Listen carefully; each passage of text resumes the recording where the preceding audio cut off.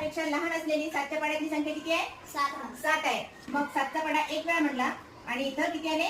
7 आले. 12 मधून 7 काढायचे आहेत. 12 मधून 7 गेले तर किती राहतात? 5 राहतात. मग वरचा एक अंक खाली घेतला, 0 आला. आता 50 किती झाले इथं? 50. 7च्या पाड्यामध्ये 50 आहेत का? नाही. 50 पेक्षा लहान असलेली संख्या 49. 7चा पाडा किती वेळा म्हणावा लागला? 7चा पाडा 7 वेळेस म्हणावा लागला. 7 1 2 3 4 5 6 7 म्हणून वर 7 लिहिले आणि खाली किती लिहिणार मग? 49. खाली किती लिहिले?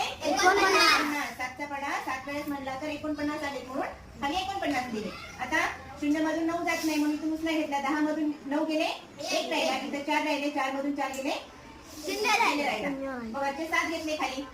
7च्या पाड्यामध्ये 17 आहेत का? नाही.